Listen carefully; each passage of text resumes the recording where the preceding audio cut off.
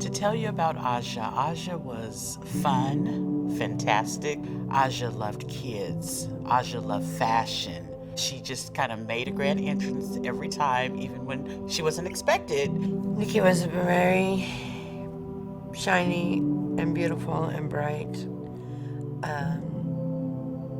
She was the favorite at her daycare because she would always go to the dress-up box and get the beaded heels out and rock the dresses, and she just knew who she was from the very beginning, and we nurtured that. Aja was a very big person on family and loving and showing love and expressing that love.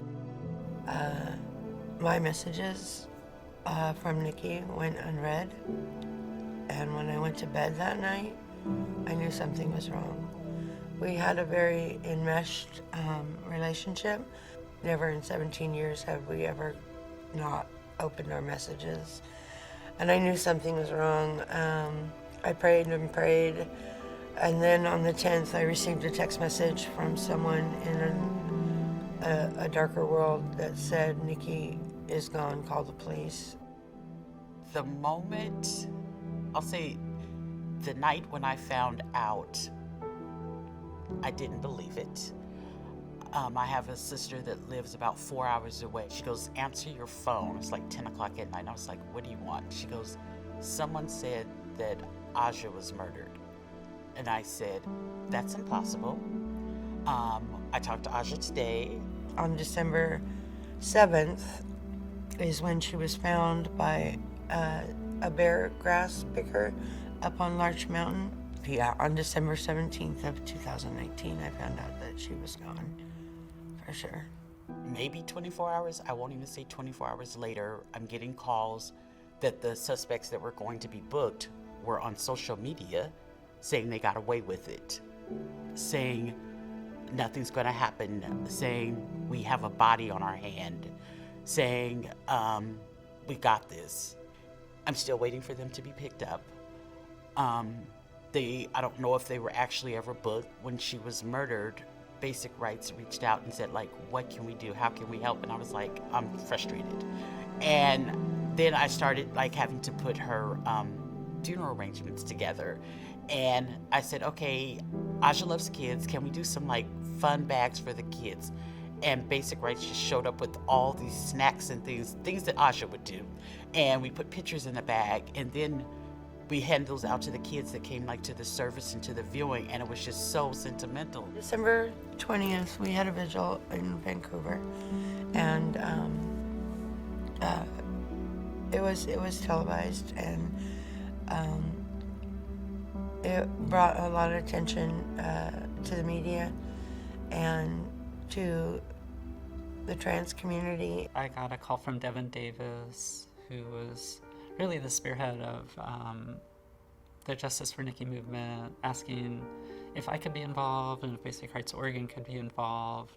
I was involved in the vigil. I had never heard of the panic defense. The first time I heard about a state banning the trans panic defense, it was Texas.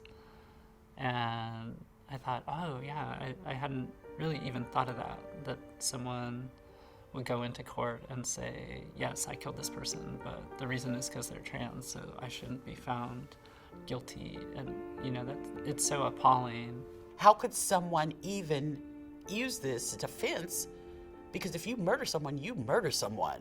Aja was murdered because they were intimidated because she was of her size and because she was really trans. The panic defense bill represents more safety. While it isn't something that has necessarily been used in Oregon, it has been used in other places. I've lived in places where this was an excuse. It's also really important as a cultural shifter, because more people now will understand that there is no inappropriate response that can't get called on, and there is no response that could ever be considered appropriate when it comes to violence against us. When we started pursuing the bill here, the LGBTQ panic defense ban, I asked Lisa if she would help by testifying, for Lisa to share her testimony and to get to be a part of sharing that story. I think was powerful, just because I could see that it was creating change. It was beautiful, you know, because all she wanted to do was help people, and now her legacy, she can continue to do that, you know, and I'm super grateful. I'm grateful to God, and I'm grateful to all of the advocates that have stepped up to help me be strong enough to do this. My daughter was beautiful. She's a beautiful little girl who was only 17, and she had her whole life ahead of her, just like anybody else's daughter, you know. Her life meant, you know, everything to me. When I first started, people would say, why do we still need a basic rights Oregon? You know, this was like coming to the end of Obama, we had one marriage, and I'd be like, because things need to get better for trans people. But then, even when Trump's candidacy was taking off, people stopped asking that question.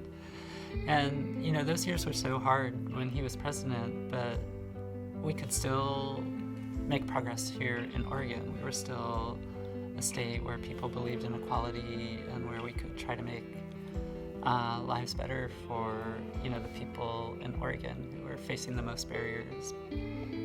BIPOC, LGBTQ people, trans people. So, in the landscape of organizations that are continually pushing folks at every angle, whether it's intellectually through education, which is something BRO does, whether it's through legislation, which is something BRO does, being a part of BRO lets me know what type of legislation is being passed and how things are moving. And so it's really important for me as a member of the community to find ways to be a part of change and part of an organization that has a history and a sphere of influence that matters. And being a part of, again, the change that I see in the world and the change that we need in a world that reflects our safety, that reflects our ability to thrive, and reflects our ability to connect with one another in meaningful ways.